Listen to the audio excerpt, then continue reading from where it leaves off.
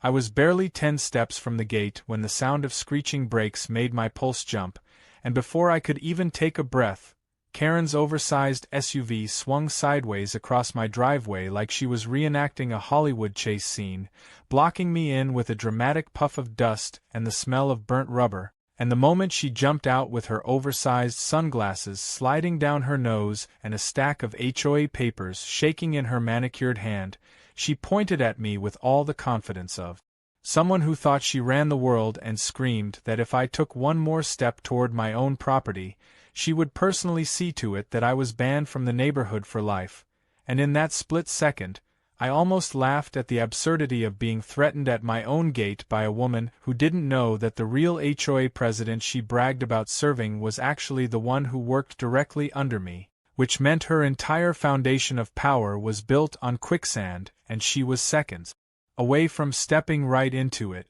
The thing about Karen was that she didn't just enjoy making threats, she relished them like a performer on stage, her voice echoing through the quiet suburban morning as if she wanted every neighbor within 3 blocks to hear her dramatic declaration of dominance, and I noticed a few blinds shifting, a couple of heads poking out from porches, curious eyes eager to see the showdown unfold at my gate, because if there was one thing guaranteed to spice up an otherwise dull day, it was Karen, losing her mind at someone who refused to bow down to her rules, and that day, unfortunately for her, I wasn't just refusing, I was armed with far more authority than she could imagine. She slammed the papers against the hood of her car and began a tirade about infractions, violations, and rules I allegedly broke by putting in a new gate without prior approval, except the irony was delicious because the bylaws she was quoting had been signed into place by the very president who reported directly to me, making every word she shouted not just empty but hilarious, and I couldn't resist letting a small smirk curve my lips, which only fueled her fury like gasoline on a fire. Karen stormed closer, heels clicking against the concrete with a rhythm that felt like a countdown to chaos, and she jabbed her finger toward my chest, her perfume hitting me like an invading army while she spat accusations about property values, community spirit, and how I was the worst kind of resident because I thought the rules didn't apply to me, and I let her rant for a good 30 seconds just to watch her unravel, because there's something oddly entertaining about someone digging their own hole so deep that by the time you lower the rope, they're too proud to climb out. She shouted about fines that would bankrupt me, about committees that would blacklist me, about lawyers that would drag me through court, and each sentence was delivered with such misplaced confidence that neighbors started laughing quietly behind their windows, probably wondering if Karen actually believed the nonsense she was spewing. When I finally decided to speak, my voice was calm, even lighthearted, the complete opposite of her volcanic eruption, and I told her she might want to reconsider her tone before she embarrassed herself more than usual, because threatening me at my own gate was not just inappropriate, it was something she would regret once the truth came out, and the flicker of confusion in her eyes was the first crack in her armor. She demanded to know what I meant, throwing her papers in the air like confetti and declaring that she had the full backing of the HOA president, who she insisted would personally make an example out of me, and that was when I almost burst out laughing, because if only she knew the president himself had a meeting with me later that day to review his quarterly performance report, a meeting where he would sit across from me nervously while I decided whether he kept his position or not, and Karen's entire act of dominance would collapse like a badly built card house once that little detail slipped into the open.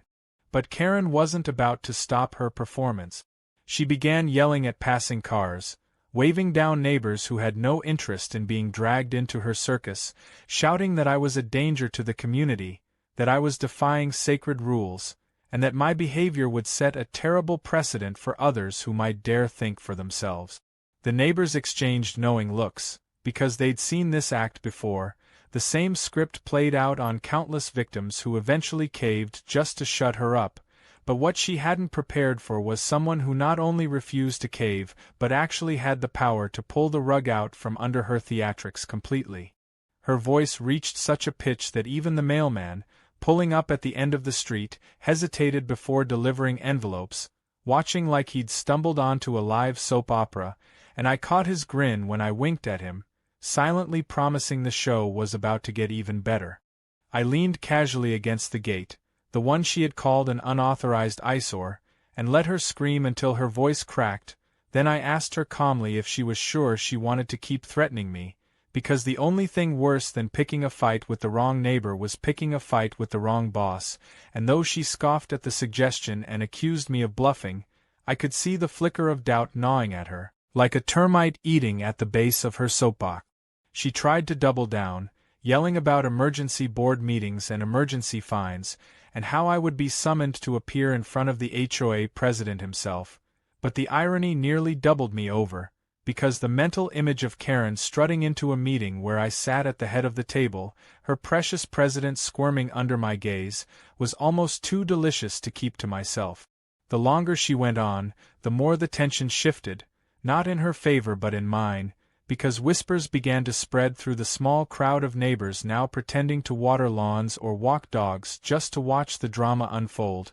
and I could sense that Karen, once feared, was starting to look like a parody of herself, a woman who thought she had power when in reality she was dangling from strings I could cut with a single word. She threatened to call the sheriff, to call her lawyer, even to call the news if she had to, and I told her she could call the entire state capitol if it made her feel better, but none of it would change the fact that she was barking up the wrong tree, and soon, very soon, she was going to find out just how misplaced her confidence really was. And that was when her phone buzzed, loud enough for everyone nearby to hear, and she picked it up with dramatic flair, announcing that it was the HOA president himself calling to back her up, her voice dripping with smug triumph as she put the phone on speaker for everyone to hear, and she demanded that he deal with me immediately, declaring that I was a menace to the community. The crowd leaned closer, expecting fireworks, and I simply folded my arms, waiting, because I knew exactly what was coming.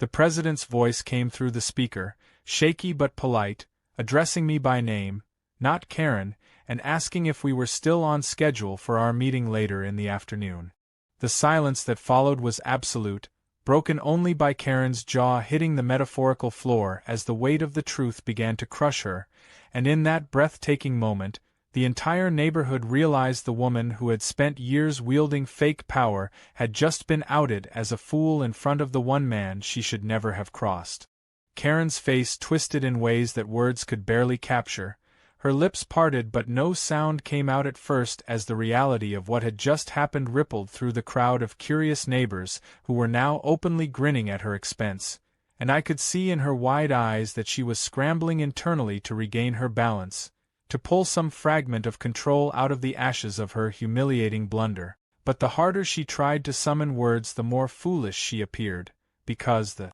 president's voice had cut through all her theatrics like a hammer through glass, revealing me as someone she could never truly threaten. She fumbled with the phone, trying to cover the speaker, stammering about bad connections, mumbling excuses that only made her appear more desperate, and the president on the other end politely asked again if our meeting was still set for the afternoon, his tone respectful, his words dripping with the kind of deference that shattered Karen's entire fabricated illusion of authority. I took my time answering him, enjoying the way Karen trembled while trying to shush me, her hand waving frantically as though she could somehow erase what had already been revealed, and with a calm voice I told him yes, the meeting would proceed as planned, and that we'd be reviewing important matters about the community. Then I thanked him for calling. The silence that followed was heavier than the air before a thunderstorm, and Karen snapped the phone shut with such force I thought she might snap it in half, her face turning red as the whispers from neighbors grew bolder, some chuckling openly, others pulling out their own phones, no doubt already preparing to share the story with friends and family. Karen spun toward me with a desperate kind of rage, the type that comes not from confidence but from panic, and she hissed that I had somehow tricked the president, that there had to be some misunderstanding, that I wasn't who I said I was, but even her voice betrayed her disbelief, quivering like a violin string stretched too tight. I leaned against my gatepost again, letting her flail, letting her dig herself deeper, because nothing dismantles a bully faster than watching them implode in front of their audience. She tried to pivot quickly, claiming that even if I did have some professional connection to the president, it didn't matter here because this was about neighborhood rules and she was the self-appointed enforcer of them, but her words carried no weight anymore, and the smirks of the neighbors watching made it clear that her credibility had evaporated in the space of a few seconds. She gestured wildly at my gate again, insisting it was illegal, unauthorized, an eyesore, but her voice cracked, her authority shattered, and for the first time since I'd moved into that community, Karen looked small, insignificant, almost pitiful in her frantic gestures. I asked her if she really wanted to keep pressing the issue,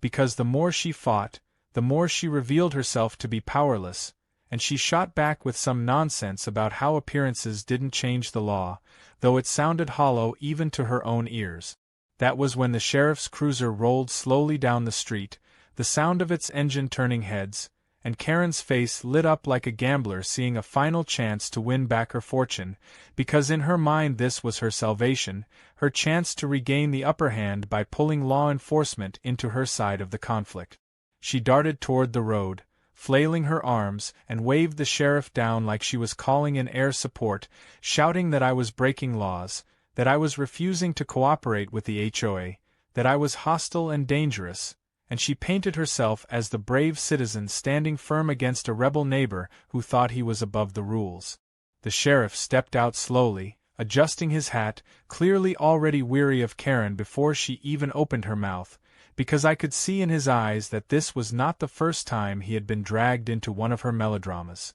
Karen launched into a monologue of accusations, pulling out papers again, waving them so hard the breeze carried a few sheets down the street, and she declared with theatrical fury that I had cursed at her, threatened her, and was plotting to destroy the neighborhood with my so-called illegal construction. The sheriff looked at me with raised eyebrows, silently asking if he should take any of this seriously, and I calmly shrugged, telling him I had no reason to curse at her when she was already doing such a fine job of making herself look ridiculous. A couple of neighbors laughed out loud at that, and Karen spun on them with wild eyes, hissing that they would regret mocking her because she had the HOA's full power behind her, except the sheriff, who had clearly been listening carefully, asked her if she was sure about that, since the president himself seemed to think I was his superior. The color drained from her face faster than a tide pulling back from the shore. The sheriff walked over to me, asked if everything was all right, and I assured him calmly that nothing illegal had taken place, that this was simply a misunderstanding that had escalated thanks to Karen's enthusiasm for enforcement.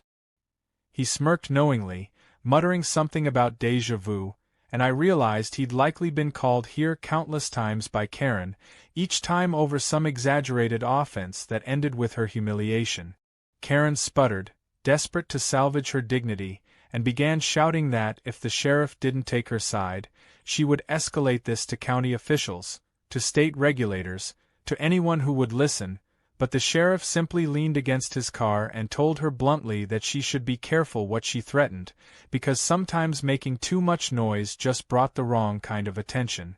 Her jaw snapped shut at that, her bravado faltering as the reality sank in deeper.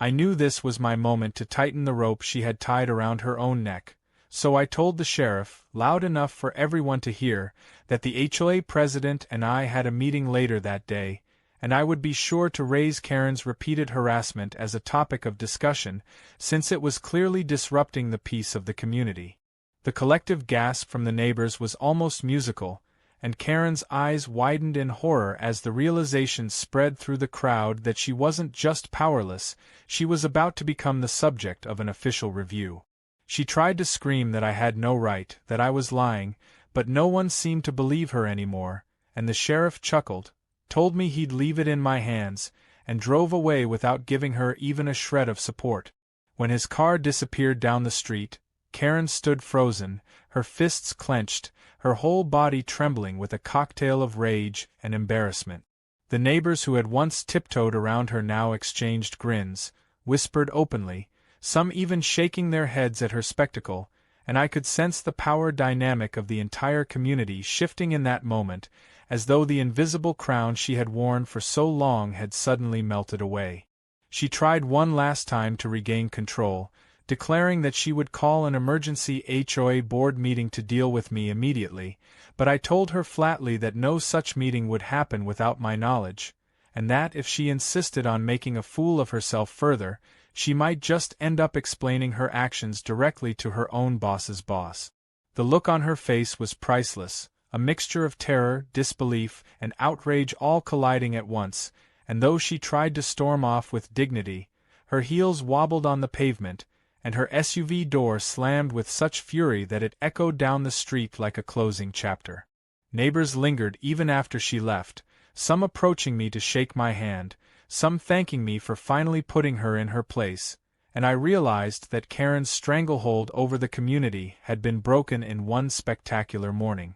But I also knew that Karen wasn't done, that her pride wouldn't let her accept defeat quietly, and sure enough, as I returned to my porch, I saw her SUV parked at the far end of the block, her silhouette barely visible through the tinted glass, watching me with the simmering determination of someone plotting revenge. She had lost the battle, but her war was far from over, and I braced myself for the storm she was certain to unleash next. The morning after the gate incident had an electricity in the air that felt impossible to ignore, a kind of silent buzz that told me Karen was not finished and that she had spent the night stewing in her embarrassment, no doubt drafting new schemes to claw back some semblance of control. I woke early, not because I was worried, but because I knew people in the neighborhood would be watching closely for what happened next, and sure enough, as I stepped onto the porch with my coffee, I noticed the unusual number of dog walkers, joggers, and conveniently placed gardeners all pretending to mind their business but really angling to see if Karen would strike again. And right on cue, her SUV rolled slowly down the street like a predator circling its prey, tinted windows hiding her expression but her presence making it clear she was already building her counterattack. I pretended not to notice, sipping my coffee with exaggerated calm, knowing that the more indifferent I acted, the more it would fuel her rage. By midday the whispers had already spread further than I expected, neighbors knocking on each other's doors, gossip spiraling, and the story of Karen being exposed as powerless had become a full-blown neighborhood legend. Some exaggerated details were already being added, like one version where the president had called me, "Sir," 3 times on speakerphone, and another where the sheriff supposedly saluted me before leaving, and though neither was true, I didn't bother correcting them because the myths only added to the delicious reality that Karen had been publicly dethroned. But rumors have a way of fanning flames, and I knew Karen's pride would push her toward a bigger, louder move, something dramatic enough to try and erase the memory of her humiliation. It didn't take long before a neighbor rushed over to tell me Karen had been knocking on doors, summoning support for what she was calling an emergency rally, and apparently she was telling anyone who would listen that I was some sort of fraud who manipulated the president and bullied the sheriff, painting herself as a victim in desperate need of loyal allies. The problem for her was that years of antagonizing everyone had left her with few genuine supporters, and while a handful of the newer residents seemed uneasy and willing to hear her out, the majority rolled their eyes and muttered that they'd rather watch a raccoon fight in a dumpster than listen to Karen's speeches. Still, I knew better than to underestimate her ability to cause chaos, so I prepared myself for her next act, which turned out to be far more ridiculous than I could have imagined. That afternoon, Karen arrived at my gate again, only this time she didn't come alone. She had assembled a ragtag band of neighbors, about 6 of them, mostly newer families who hadn't yet seen her full insanity, and she marched them up to my driveway like a general leading troops into battle. They carried clipboards, papers, and one even had a camcorder like they were about to film an exposé, and Karen wasted no time announcing that this was an official neighborhood inspection, that my property was under review for multiple violations, and that they would be entering immediately whether I liked it or not. I leaned casually against the fence, raised an eyebrow, and asked if any of them had a warrant or even the slightest legal authority to enter, and the hesitation on their faces told me that not one of them had thought about what would happen if I simply said no. Karen tried to cover their hesitation with volume, shouting that refusal to comply was grounds for immediate penalties, and she ordered her little squad to march forward, but none of them moved, their feet glued to the pavement as they looked from her to me, realizing they might be walking into trouble far bigger than they'd signed up for. I took a step forward, voice calm but sharp, and told them plainly that if they entered my property without permission, they would be trespassing, and that would be a matter for the sheriff to handle again, and suddenly their clipboard seemed a lot heavier, their camcorder less heroic, and Karen's certainty began to falter. Still, she pushed harder, accusing me of intimidating them, claiming I was abusing power, but her words rang hollow as the group slowly backed away, muttering excuses about having somewhere else to be. One by one her little army scattered, leaving Karen standing alone, her chest heaving, her face reddening with fury, and the humiliation of being abandoned mid-performance was almost too much for her to bear. She screamed after them, calling them cowards, traitors, ungrateful residents who would regret not standing with her, and I simply crossed my arms and let the spectacle play out, because nothing weakens a tyrant faster than watching their own allies walk away. When the last one disappeared around the corner, Karen turned on me with a trembling finger and shouted that this wasn't over, that she would bring the full weight of the HOA board down on me, and I calmly told her she was welcome to try, though I doubted the board would appreciate her wasting more of their time with stunts. The truth was, I already had a meeting scheduled with the president later that day, and Karen's theatrics had given me more ammunition than I could have hoped for. By the time she stormed back to her SUV, screeching off with tires squealing, the neighborhood was buzzing with laughter and whispers, and I knew her credibility had sunk to a new low. But the real twist was yet to come, because as evening approached, I drove downtown to meet the president at his office, and the contrast between Karen's delusional bravado and the respectful tone of the man who supposedly held all the power was striking. He greeted me nervously, thanked me for my time, and quickly launched into reports about finances, bylaws, and community initiatives, all while carefully avoiding eye contact whenever he mentioned homeowner complaints. At one point, I casually asked about a certain board member who had been stirring trouble at the gates, and the way his forehead broke into a sweat told me everything I needed to know. He stammered that he was aware of ongoing issues, that several residents had lodged complaints about her aggressive behavior, and that they were considering disciplinary action, but I interrupted him gently and said that if he wanted to keep his position, it might be wise to take more decisive measures before Karen caused irreparable damage to the HOA's reputation. He nodded quickly, promising he would take action, and I leaned back in my chair, satisfied that the wheels of justice were finally turning in my favor. By the time I returned home that night, the neighborhood was practically vibrating with gossip. Some neighbors came over to ask what had happened in my meeting, others simply wanted to congratulate me for standing up to her, and a few even offered to throw a small gathering in my honor as a symbolic way of celebrating the end of Karen's reign. I laughed it off, knowing the battle was far from finished, but the solidarity of the community was clear, and I could feel the tide shifting permanently. Karen, however, was not about to fade quietly. As I closed my door and settled in for the night, I caught a glimpse of her SUV parked once again at the edge of the street, her silhouette visible against the faint glow of a street lamp, watching, waiting, plotting her next move. She had been publicly humiliated twice now, and for someone like her, that only meant her retaliation would be bigger, bolder, and far more reckless.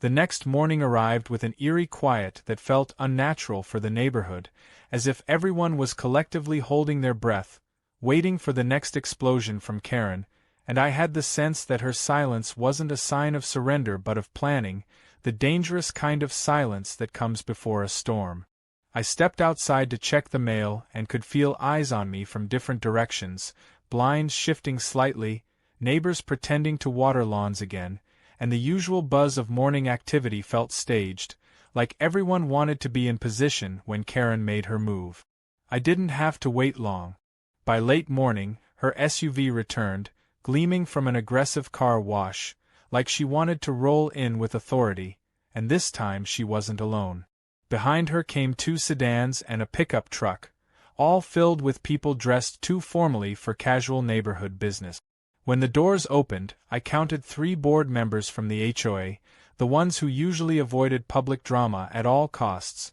and right away I knew Karen had forced their hand into accompanying her as backup for her latest stunt. She stepped out with a triumphant smirk, strutting like a general who had finally secured reinforcements, and announced loudly for the whole block to hear that she had convened an emergency inspection by the board itself, and that today they would determine once and for all whether I was fit to remain a member of the community. The board members looked uncomfortable, fidgeting with their clipboards, clearly wishing they were anywhere else, but Karen's confidence was bolstered by their presence, and she barked orders at them like she was leading a parade. She accused me of endangering property values, ignoring rules, undermining authority, and she proclaimed that this neighborhood would not survive if people like me were allowed to run unchecked. I stood silently by my gate, letting her voice echo, watching as more neighbors gathered on the sidewalks, their phones out again, recording every second of the spectacle.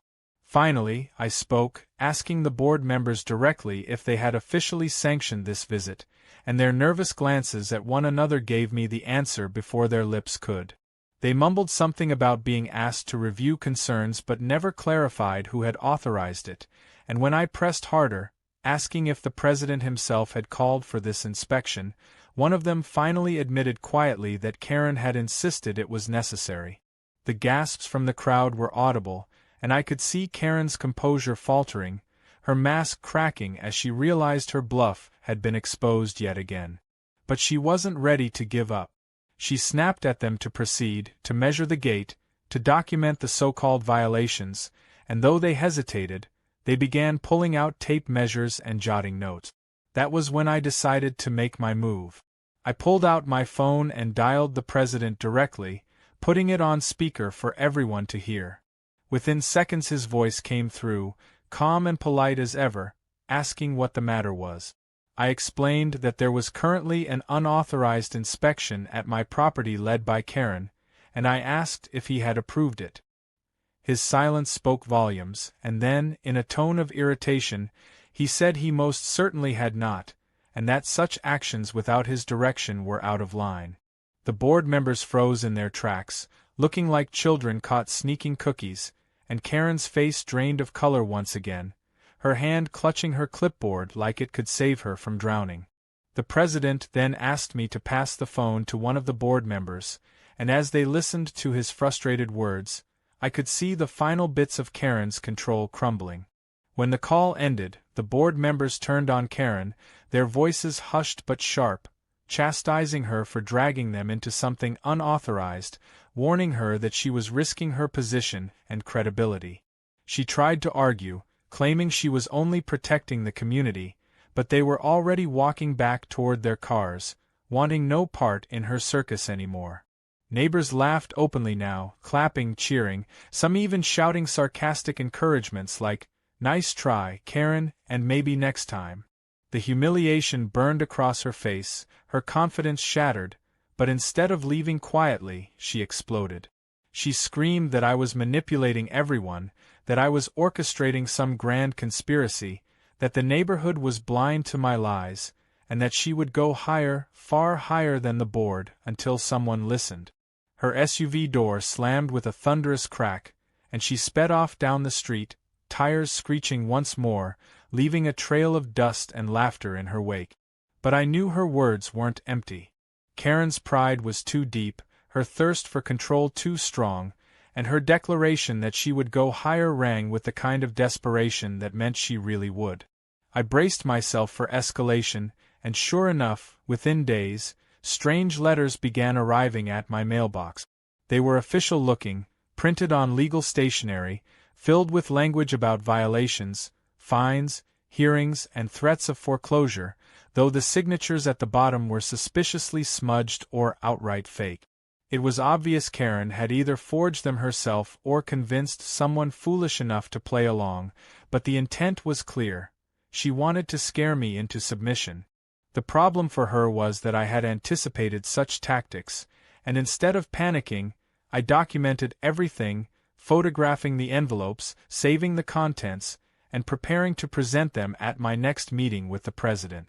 Meanwhile, the neighborhood was shifting. Where once people might have tiptoed around Karen, now they openly mocked her, making jokes during block parties, muttering imitations of her shrill voice, even nicknaming her gatekeeper after her dramatic standoff. I noticed she no longer walked proudly down the street but drove quickly in and out, her once constant patrols replaced by furtive glances and hurried exit. Yet, even as her influence shrank, her plotting grew more dangerous. Late at night I spotted her SUV idling near my property, headlights off, and I could sense she was waiting for the perfect chance to strike again.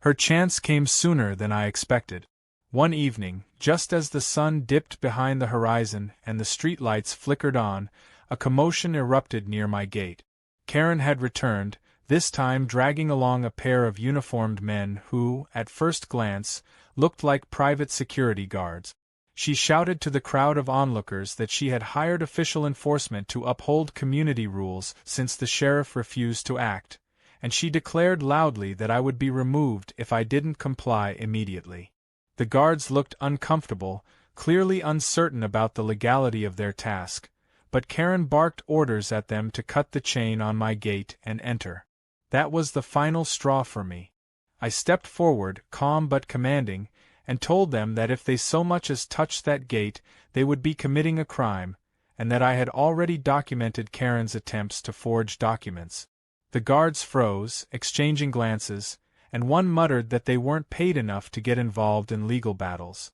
Neighbors, emboldened by the absurdity, began shouting for them to leave, mocking Karen's theatrics, and when I threatened to call the sheriff right there, the two men backed off quickly, retreating to their car and driving away, leaving Karen stranded once again in a cloud of her own embarrassment. She screamed after them, shrieking that they were weak, useless, and that she would find someone stronger, but by then, the crowd was laughing so hard she had no audience left. She fled once again, her SUV vanishing into the night, and the echoes of her humiliation lingered long after. That night, as I sat on my porch reflecting on the chaos, I realized something important. Karen's power was not real authority, it was fear, and now that fear had dissolved, she was flailing blindly, escalating in ways that only exposed her further. Yet I also knew that desperation can make people dangerous, and with her threats about going higher,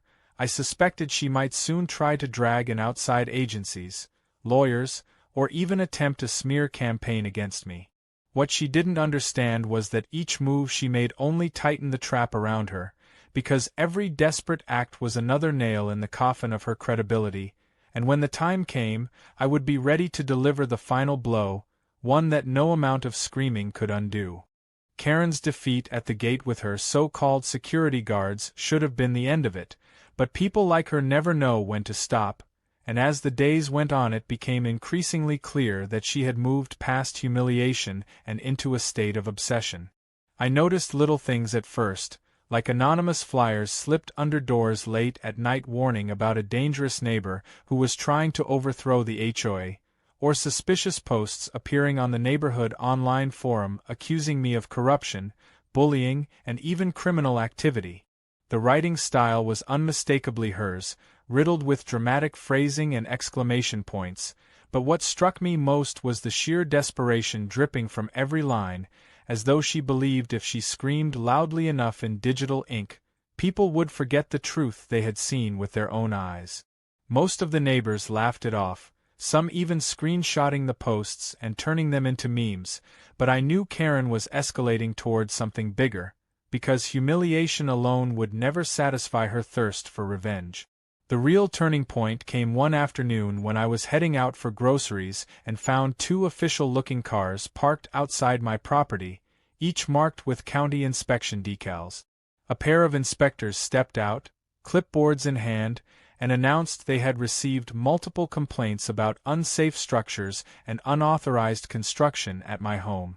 It didn't take a genius to guess who had lodged those complaints, and though they were just doing their jobs, I could see the hesitation in their eyes as they realized the reports seemed exaggerated. I welcomed them inside, offered them water, and allowed them to tour the property, watching with quiet satisfaction as they found everything up to code. Karen, however, was lurking nearby, hiding behind her SUV parked a few houses down, watching with binocular-like intensity, hoping desperately that the inspectors would find something to use against me. When they finally left, shaking their heads at the waste of their time, she screeched off in her SUV like a villain whose evil plan had been foiled yet again. What she didn't realize was that every failed attempt was backfiring. The inspectors filed reports, noting the frivolous nature of the complaints, and those reports would eventually land on the president's desk, strengthening my case against her.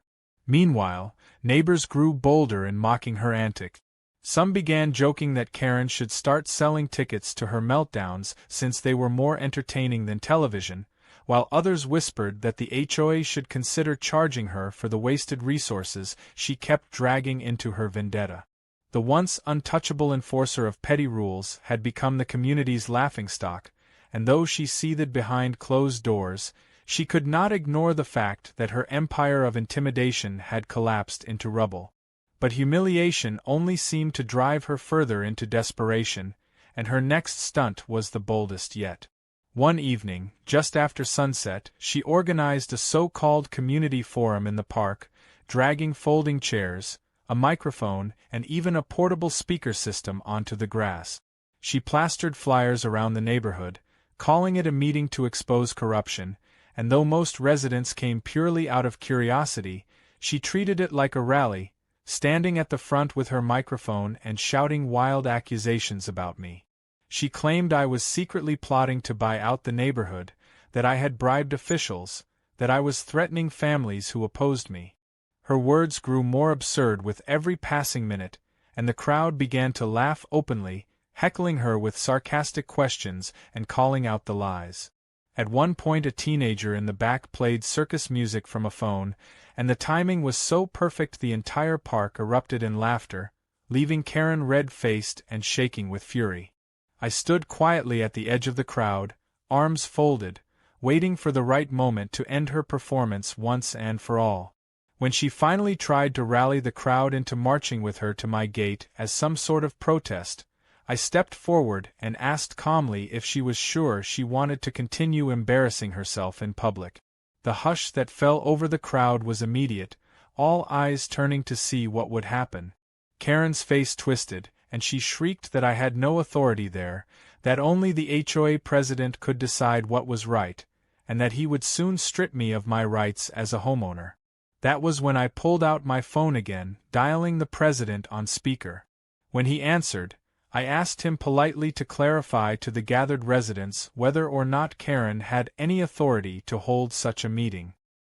His sigh on the other end was heavy, and then his voice cut through the air, saying flatly that Karen was not authorized to represent the HOA in any capacity and that her actions were reckless and damaging. The silence that followed was deafening, broken only by the sound of neighbors gasping and whispering as Karen's last shred of credibility crumbled before their eyes. Karen tried to snatch the microphone back to shout over him, but her voice cracked, and the crowd was no longer on her side. They began booing, mocking, even chanting for her to sit down, and in a rage she hurled the microphone onto the ground and stormed off into the night, her rally collapsing into chaos behind her. Neighbors surrounded me, clapping me on the back, thanking me for putting an end to the madness, and the mood shifted from tension to celebration, like a dark cloud had finally lifted from the community. But even as laughter echoed through the park, I could feel Karen's glare burning from the shadows where she had retreated, and I knew she wasn't done. People like her don't fade quietly. They ignite again and again until they burn themselves out completely. The next day confirmed my suspicions. A thick envelope arrived in the mail, stuffed with legal threats, cease and desist letters, and demands for immediate compliance with fabricated rules. It was obvious Karen had scraped together some lawyer willing to throw paper around for a fee, but the sloppy citations and contradictory demands made it clear the case wouldn't stand for a second in court. I documented everything, forwarding copies to the president and to my own attorney, making sure every piece of her nonsense became evidence against her. What Karen didn't realize was that each desperate move only widened the gap between her and the community, because by now the neighbors were united in their frustration with her. Some began talking about formally petitioning to have her removed from the board entirely, and I encouraged them quietly, knowing it would deal a final blow when the time was right. One evening not long after, I sat on my porch watching the sunset when the sheriff's cruiser pulled up again, but this time it wasn't because Karen had called. He stepped out, tipped his hat, and told me bluntly that he was sick of being dragged into her nonsense and that she was now on his radar for harassment. He suggested that if she kept it up, formal charges might not be far away. I thanked him, and as he drove off, I felt a surge of satisfaction knowing the law itself was closing in around her. The neighborhood, the HOA president, even the sheriff were all turning against her, and she was running out of places to hide. Still, I couldn't shake the feeling that Karen had one last desperate play hidden up her sleeve, something reckless enough to shock everyone and force her back into the center of attention. And as I glanced down the street at her darkened windows and the faint glow of her television late into the night, I knew she was plotting, waiting, planning a final act that she hoped would restore her crumbling empire. What she didn't understand was that the more she fought, the more powerful my position became, and when the final confrontation came, it would be her undoing, not mine. Karen's silence after the collapse of her so-called community forum was deceptive, a kind of eerie calm that spread over the neighborhood like the hush before a tornado touches down, and though the streets seemed peaceful on the surface, I could feel the weight of her plotting in the air, the way curtains twitched when her SUV prowled past, the way neighbors whispered that she must be planning something reckless. I knew better than to believe she had given up, because people like Karen never quit until they burn everything around them, and sure enough, the storm came crashing in one Friday afternoon, louder and more chaotic than anything she had pulled before. I was sitting in my living room when the rumble of multiple engines reached my ears, and by the time I stepped onto the porch, I saw a caravan of vehicles rolling into the neighborhood led by Karen's SUV, followed by two moving vans and a group of strangers in matching polo shirts carrying clipboards. She screeched to a halt in front of my gate and leapt out, declaring with a triumphant shriek that the HOA had officially condemned my property and that the movers were here to begin removing what she called violations. For a moment the absurdity froze the entire street. Neighbors stopped watering lawns, kids dropped their bikes, and even the mailman halted in disbelief as Karen strutted around with her clipboard, shouting orders at the movers like she was leading a demolition squad. The movers themselves looked confused, exchanging uneasy glances as she told them to start with the gate, insisting it was illegal and needed to be removed immediately. I stepped forward, calm but firm, and asked the crew leader if he had any actual documentation authorizing such actions. He stammered that Karen had hired them under the pretense of an emergency order and that they were simply following instructions, but when I pressed for proof, he admitted he hadn't seen anything official. The neighbors began murmuring, phones recording every second, and I could see the cracks forming in Karen's bravado as she screamed that I was obstructing justice, that the HOA had every right, and that if I resisted she would have me arrested. It was then that the familiar rumble of the sheriff's cruiser rolled down the street, summoned not by Karen this time, but by one of the neighbors who had seen her circus and wisely called ahead. The sheriff stepped out, looking exhausted but clearly entertained, and after listening to Karen's frantic accusations for less than a minute,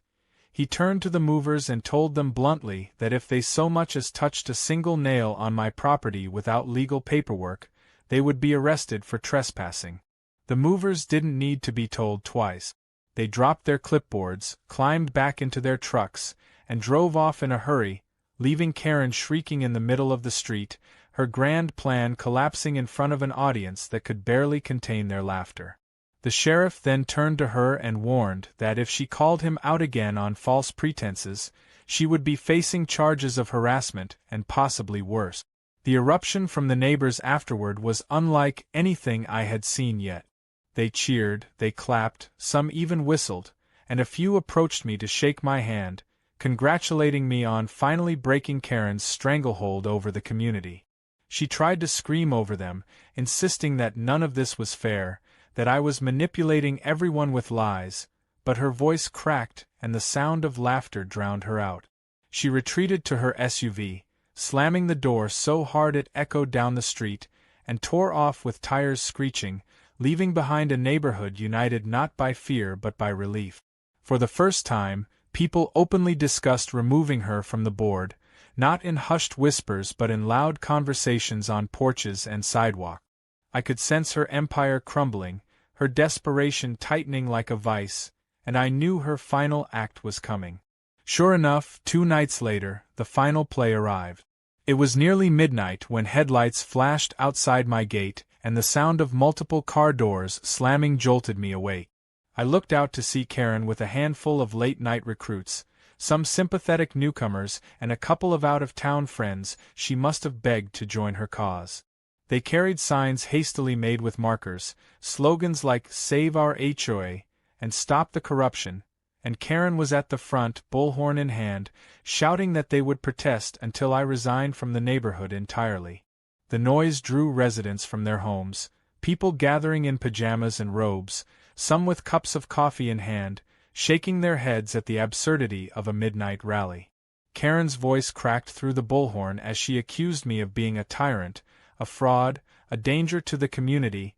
and she demanded that the HOA president strip me of all rights immediately. I let her rant for a few minutes before stepping out onto my porch, calm and collected, and with deliberate slowness I raised my phone once again and called the president on speaker.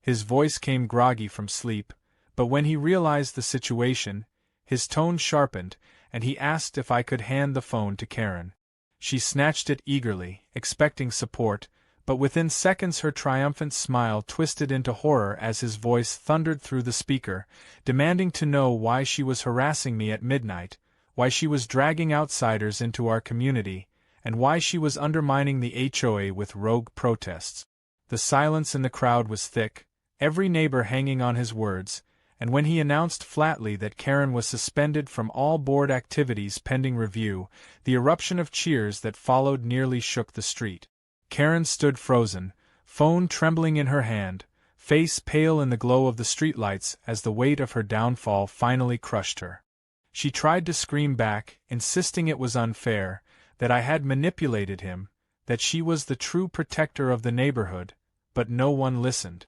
Her recruits dropped their signs and quietly backed away, slipping into their cars and leaving her stranded. The bullhorn slipped from her fingers and clattered to the pavement, and she stumbled back to her SUV, defeated, humiliated, stripped of the power she had clung to for so long. Neighbors clapped, some even singing mocking tunes, and for the first time in years, the street felt free. Karen slammed her SUV door and drove off into the night without another word, and I knew deep down that though she might try to lick her wounds and stage a comeback someday, her reign as the terror of the neighborhood was over. As I stood there watching the last of the cars disappear, the sheriff's cruiser pulled up once again, this time not in response to chaos but to join the celebration. He tipped his hat, smirked, and told me that it looked like the neighborhood finally had its peace back, and for once, everyone agreed. The president called me back minutes later, apologizing profusely for Karen's actions and promising that the board would take permanent measures to prevent her from ever abusing her role again. I assured him that I expected nothing less, and as I hung up the phone, I realized the war was finally over. Karen had burned every bridge, lost every ally, and exposed herself for what she truly was. That night, as I sat on my porch with the quiet hum of crickets replacing the chaos that had dominated the street for weeks, I felt the weight of victory settling in, not just for me but for the entire community. Neighbors passed by, thanking me again, smiling with relief, and I could see the shift in their eyes, the way fear had been replaced with confidence. The spell Karen had cast for so long was broken, and though she might linger on the edges like a ghost desperate to haunt, she no longer had the power to control anyone. The chapter of her tyranny had closed, and the story of the neighborhood's freedom had finally begun.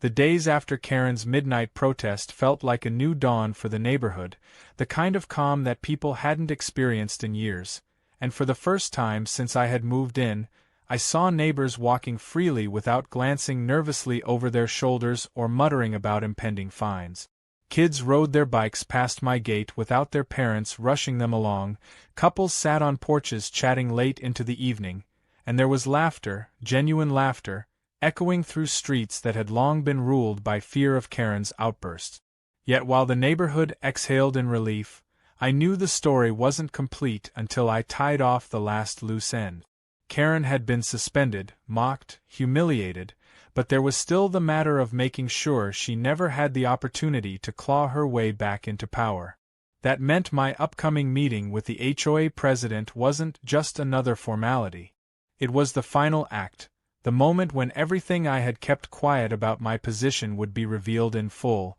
and the hierarchy Karen thought she understood would collapse completely under the weight of truth. The day of the meeting arrived with a thick summer heat, the kind that made tempers short and patience thin, and I could almost imagine Karen pacing in her house, gnawing on frustration, desperate to find a way back into the game she had already lost. But while she stewed, I dressed carefully, not in flashy clothes but in the quiet confidence of someone who doesn't need to prove anything. When I arrived at the president's office, he stood quickly, almost nervously, greeting me with the kind of respect you give someone who has the power to change the course of your career. Papers were spread across his desk, reports, complaints, financial summaries, all the detritus of a community constantly in conflict, and he wasted no time in apologizing for Karen's behavior.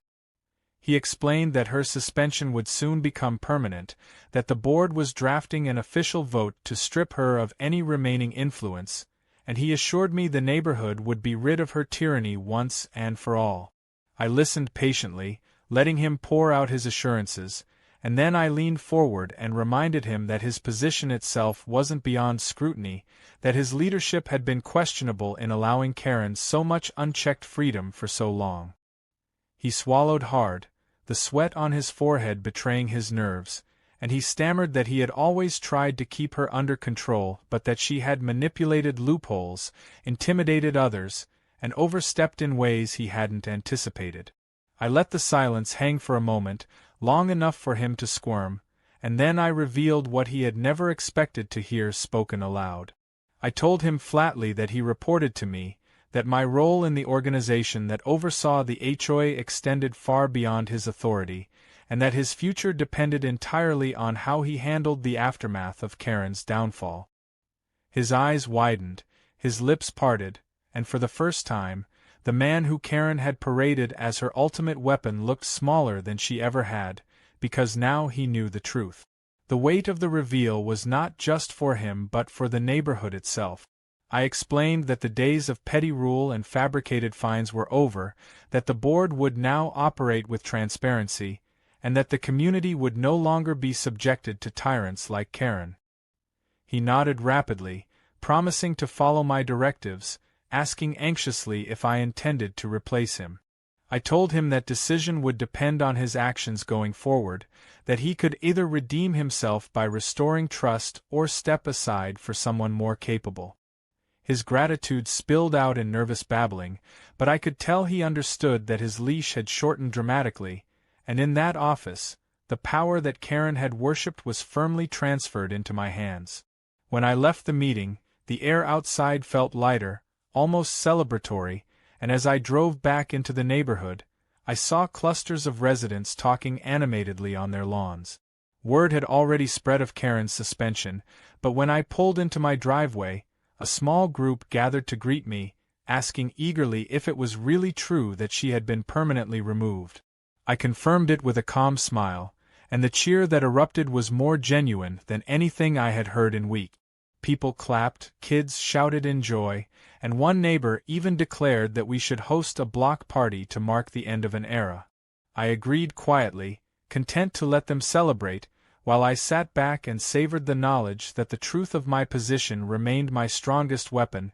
one I had used only when necessary. Karen, however, did not take her defeat gracefully. Over the next few days, she became a ghost haunting the edges of the community, her SUV parked for hours in strange places, her silhouette visible behind the wheel, but she never stepped out, never confronted anyone again. The whispers about her grew darker, some saying she was planning to move, others claiming she was contacting lawyers, but no one feared her anymore. Her voice had been stripped of power, her name had become a joke, and even her closest allies avoided her. For someone who thrived on control, the silence of isolation was the harshest punishment of all. When I finally did see her again, it was from a distance, her SUV packed with boxes, her expression hidden behind oversized sunglasses as she drove out of the neighborhood for what looked like the last time. No one waved. No one called out.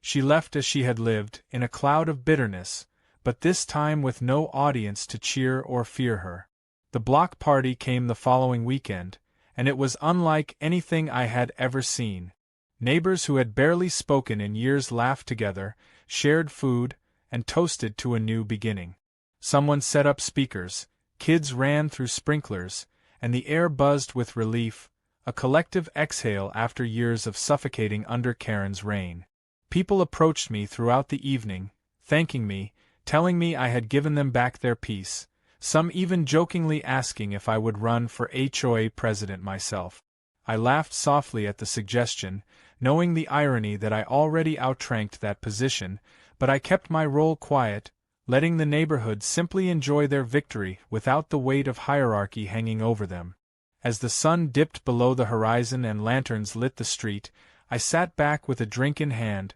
watching families relax, neighbors dance, and children shout in joy, and I realized that this was what a community was meant to feel like. Karen had tried to twist it into her personal kingdom, but the truth was that it had always belonged to the people who lived there, people who wanted nothing more than to coexist without fear. The war had been long, messy, and at times ridiculous, but in the end, it had united everyone against a common enemy and reminded them of their collective strength. In the quiet of that evening, as laughter echoed and music played, I reflected on the absurdity of how it had all started, with Karen blocking my gate and threatening me without knowing who she was really up against. She had believed herself the queen of the neighborhood, untouchable, feared, obeyed, but she never realized that her power was built on nothing more than noise and intimidation. And when faced with someone who not only refused to be bullied but who secretly held the authority she worshipped, her empire collapsed faster than she could rebuild it. It was almost poetic, the way her downfall mirrored the arrogance that fueled it, and though I had no doubt she would try to reinvent herself somewhere else, here her chapter was finished. As the party wound down and neighbors began drifting back to their homes, I stood at the gate once more, the same gate where it had all begun, and felt the strange satisfaction of closure. The neighborhood was free, the president was humbled, and Karen was gone, at least for now. The battle that had once consumed every corner of our daily lives was over, and in its place was something far more valuable than victory. It was peace, hard-won and deeply cherished, the kind of peace that makes you smile when you see your neighbors wave, when you hear laughter where once there was tension, when you know that no one will be banging on your door with trumped-up violations ever again. And as I closed the gate behind me, I couldn't help but laugh softly at the irony of it all, because the woman who had threatened me at this very spot had no idea she was never the one holding the power. It had always been me, and now everyone knew it,